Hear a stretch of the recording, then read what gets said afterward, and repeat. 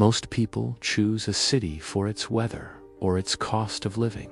The wealthy choose a city for its leverage. Geography is not just scenery, it is a multiplier on your effort.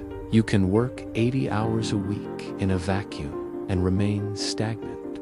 Or you can work 40 hours in a center of gravity and see your net worth compound. This is the unfair advantage of location. Wealth is rarely built in isolation. It is built in clusters. It aggregates where capital, talent, and information collide. For the average earner, a city is a place to spend money. For the strategist, a city is a tool to accumulate it. Today, we are analyzing the top 10 United States ecosystems for wealth creation. We aren't looking for the best nightlife or the cheapest rent. We are looking for density. We are looking for the specific environments where billionaires are forged, where deals are fluid, and where the proximity to power becomes an asset in itself. This is the geography of money. Welcome to Silent Empire. We begin with the obvious, but we must look past the surface.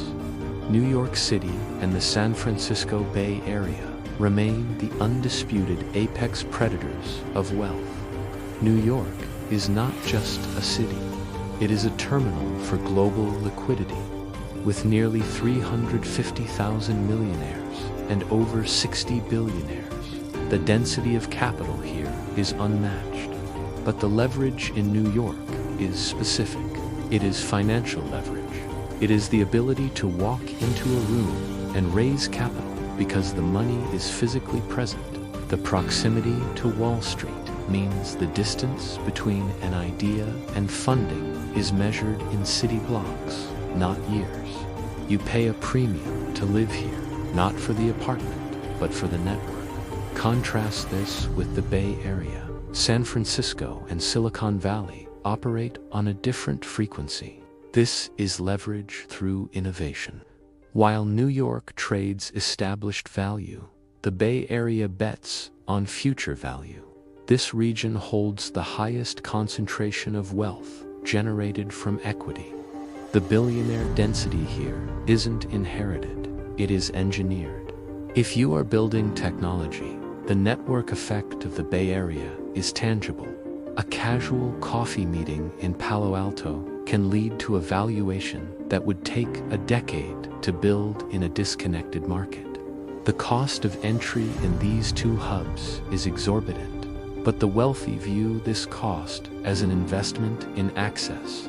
High income seeks leverage, high net worth seeks preservation. This distinction drives the massive migration of wealth to our next cluster, the tax havens. Miami, Austin, and Dallas. This isn't just about sunshine. It is about the mathematics of compounding.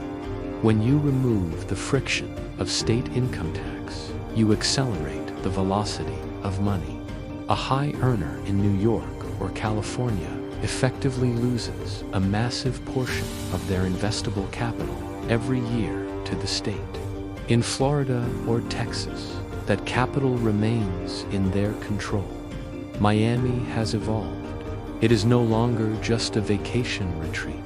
It has become Wall Street South. Hedge funds and private equity firms have relocated here because they realized they could operate with the same efficiency, but with significantly higher retained earnings. Austin and Dallas offer a similar proposition, but with a different flavor. This is corporate leverage.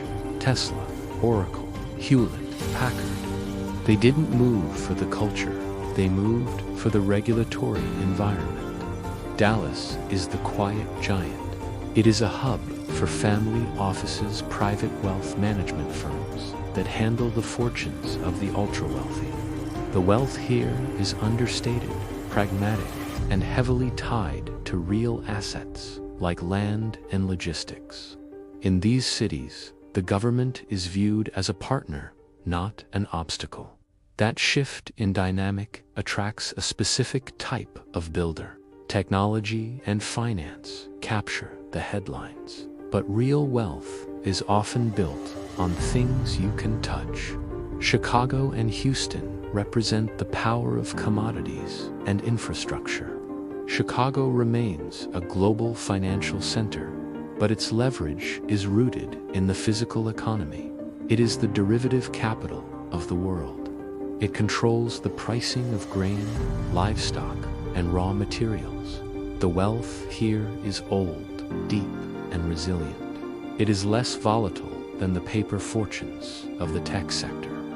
Then there is Houston, the energy capital of the hemisphere. Wealth in Houston is tied to the ground. Oil, gas, and increasingly renewable energy infrastructure.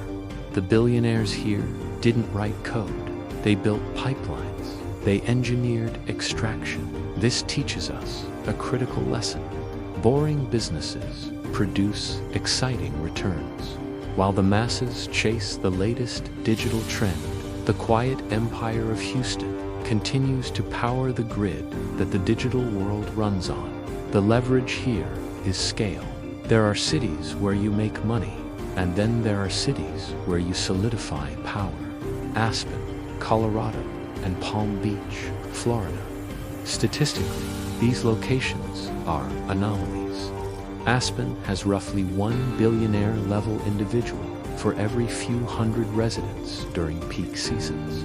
It is the densest concentration of ultra-high-net worth individuals in the country. Why does this matter? Because of the vacation mindset. In New York, a CEO is guarded by 3 assistants and a tight schedule. In Aspen, you are sitting next to them at the bar. In Palm Beach, you are on the same golf course. The barriers to entry are lowered by the environment. Deals that take 6 months of negotiation in a boardroom are often agreed upon in 6 minutes on a ski lift. These enclaves are not just for leisure.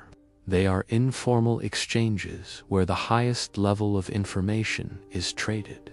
If you can afford to be in the room, the proximity alone can change your trajectory. Finally, we look at the cities of specialized knowledge, Seattle and Boston. Boston is the intellectual capital of the East. With Harvard and MIT, it has a monopoly on deep tech and biotechnology. The wealth here is patient. It takes a decade to bring a drug to market, but when it hits, the returns are astronomical. This is leverage through specialization. You don't go to Boston to start a generic dropshipping business. You go there to solve complex problems. Seattle is similar, but applied to logistics and cloud computing, home to Amazon and Microsoft. Consider the alumni effect. The early employees of these giants became millionaires, then left to start their own ventures, funded by their former colleagues. Wealth cycles through these ecosystems. It doesn't leave, it reinvests. If you have a specialized skill set, placing yourself in a specialized hub is the difference between being a salaried employee and being a founder. Here is the truth. A city is just a container, but some containers are designed to amplify growth, while others are designed to stifle it. Most people stay where they were born, out of comfort. They accept the ceiling of their local economy. The wealthy understand that geography is a variable they can control. They move to where the liquidity is. They move to where the laws favor them. They move to where the networks are dense. You don't need to live in these cities forever, but you must understand the role they play.